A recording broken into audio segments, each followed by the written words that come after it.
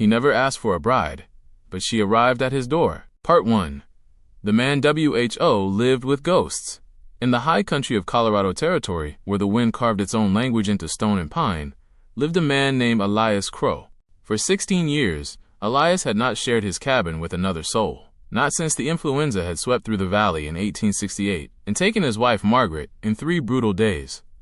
The mountain had not wept for him. The cattle had not paused. Winter had come as it always did, and Elias Crow had survived.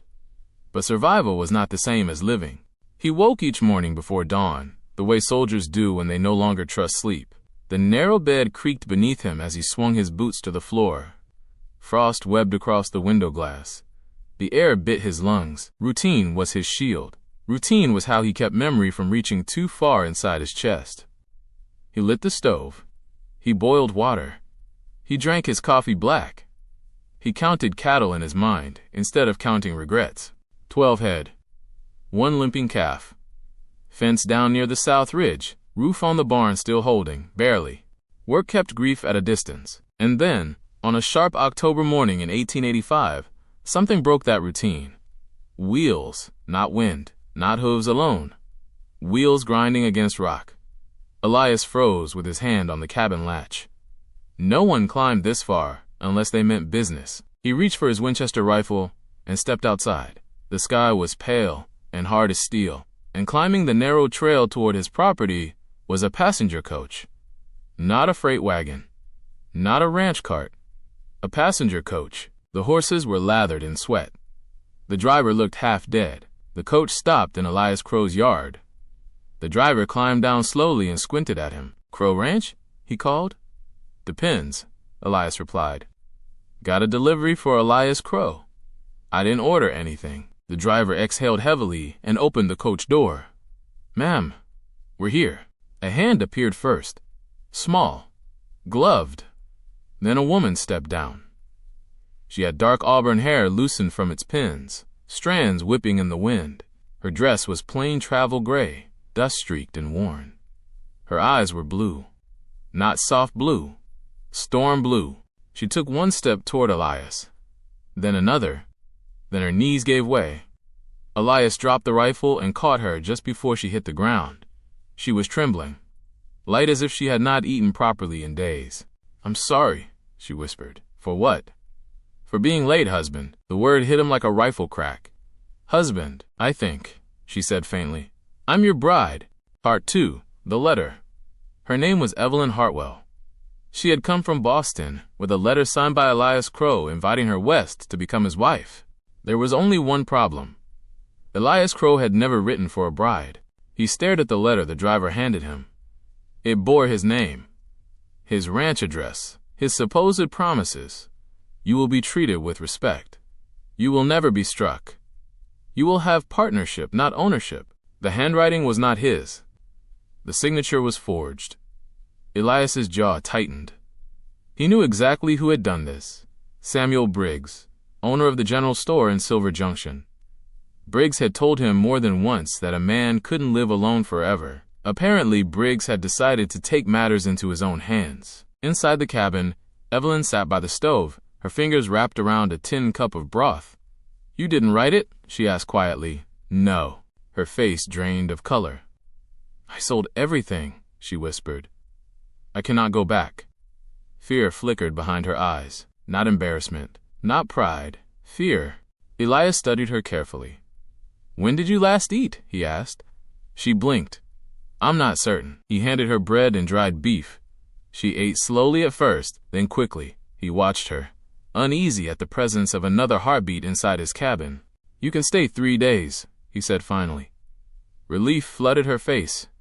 "Thank you." That night, Elias lay on the sofa, staring at the ceiling beams, listening to the soft rhythm of her breathing in the next room. The cabin felt different.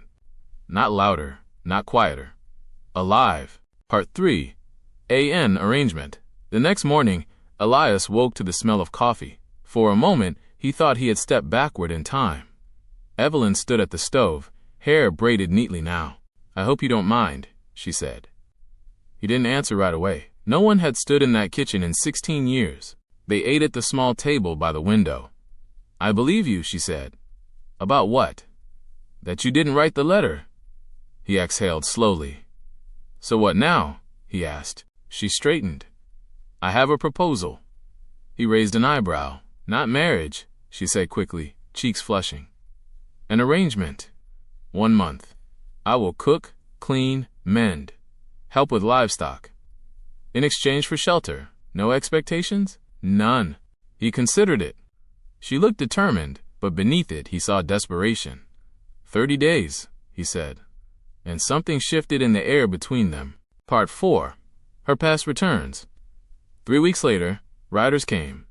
3 men. Hard eyes. City coats. They asked for Evelyn Hartwell. They claimed she had stolen jewelry and money from her former employer in Boston, a wealthy man named Victor Langford. Evelyn stood behind Elias. I stole nothing, she said. The men left a warning. Langford himself was coming. With warrants. With law. Elias looked at Evelyn. What didn't you tell me? She closed her eyes briefly. There were documents, she said. Proof he was embezzling from the shipping company he managed. I copied them. I gave them to a pastor before I fled. Does he still have them? Yes. Elias nodded once. Then we fight. Part 5. Fire and Arrest. Langford arrived in polished boots and silk gloves. He filed formal charges. The sheriff, bound by paperwork, placed Evelyn under arrest pending a judge's arrival. Elias wanted to tear the town apart. But Evelyn squeezed his hand. We do this the right way. 3 nights later, someone threw a lantern through the hotel window where Evelyn was being held under guard. Fire swallowed the curtains. Elias kicked down the door and dragged her out through smoke and collapsing beams. The town saw. The town understood. Langford's mask began to slip. Part 6. The Truth. The documents arrived the next day. Ledgers. Signed letters. Bank statements. Proof of years of theft. When presented in court, the evidence shattered Langford's confidence. Charges against Evelyn were dismissed. Warrants were issued against Langford. As he was led away in irons, Evelyn did not flinch. I stopped being afraid of you, she said quietly. And it was true. Part 7. Love. Back on the mountain, silence returned. But it was no longer heavy. One evening, standing by the fence line, Elias spoke words he had not allowed himself in 16 years. I love you. Evelyn's breath caught. I was afraid to hope, she whispered. Hope anyway. She did. They married properly in Silver Junction 2 weeks later. Samuel Briggs attended, grinning, unapologetic. Part 8. A Future. Winter came, but this time, it did not feel like punishment. The barn roof was repaired. The fence stood strong. Laughter replaced echoes. One spring morning, Evelyn stood by the window with sunlight catching in her hair. She rested a hand over her stomach. We're gonna have a child. Elias felt the mountain shift beneath him. 16 years of emptiness dissolved. He pulled her close. I thought I had lost everything, he said. She smiled through tears. I thought I was ruined. I was only waiting. Outside, the Colorado wind moved gently through grass that no longer felt lonely. And inside a cabin that once held only ghosts, hope lived again. If this story moved you, if you believe second chances exist, if you believe love can rise even after years of silence, then please like this video so more people can discover it. Share it with someone who loves powerful Western romance stories. And don't forget to subscribe to the channel for more cinematic frontier dramas every day. Out here in the mountains, storms come and go. But sometimes, the bravest thing a man can do is open the door. U.S. Wild West